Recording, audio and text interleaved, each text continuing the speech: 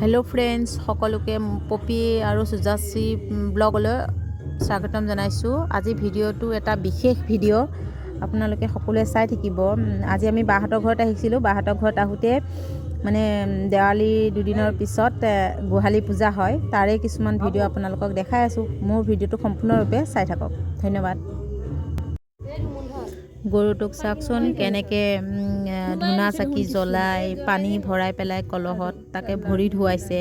ভৰি ধুৱাই গৰুজনীক ফুট দিয়ে, মালা পিন্ধাই, মানে সম্পূৰ্ণৰূপে আমাৰ যেনেকৈ বহাগৰ বিহুৰ গৰু বিহুৰ দিনাখন কৰা হয়, গৰুটোক নতুন পঘাৰে যেনেকৈ আমি গৰুটোক মানে সেৱা শুশ্ৰূষা কৰোঁ, ঠিক তেনেকৈ মানে গোহালি পূজাৰ দিনাখন আদিবাসীবিলাকে এইবিলাক কৰে আৰু চাই ভালেই লাগিল, আহিও ভাল লাগিছে ইয়াতে।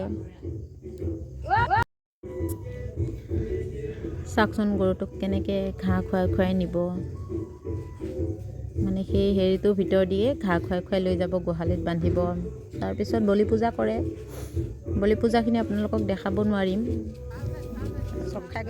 এয়া আমাৰ বায়ে ধুৱাই আছে গৰু, আপোনালোকে চাই থাকক। গৰুটোৱে বহুত দিগদাৰ কৰি আছে একদম।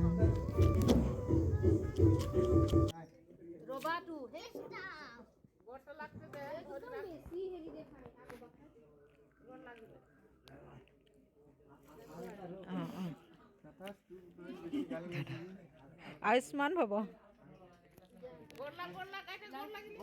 মালা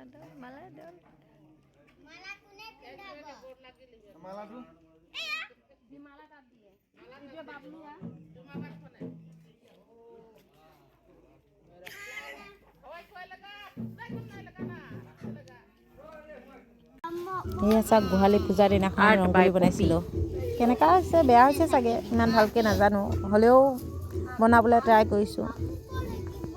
বায়েও লগত বনাইছে বাৰু, ছাইডৰখিনি অলপ বাও বনাইছে, ময়ো বনাইছোঁ, মিলি পেলাই বনাইছোঁ। চাওকচোন ইমান ধুনীয়া লাগিছে, কিন্তু ইমান ভাল হোৱা নাই, হ'লেও মোটামুটি চলি যাব। এয়া লক্ষ্মীৰ ভৰি বনাই দিছে বায়ে, কি ধুনীয়াকৈ হাতেৰে বনাইছে, ইমান ধুনীয়াকৈ বনাই দিছে। ধন্যবাদ সকলোলৈকে। মোৰ ভিডিঅ'টো নতুনকৈ আহিছে যদি ছাবস্ক্ৰাইব কৰি দিব, লাইক কৰি দিব এণ্ড শ্বেয়াৰ কৰি দিব। ধন্যবাদ, থেংক ইউ।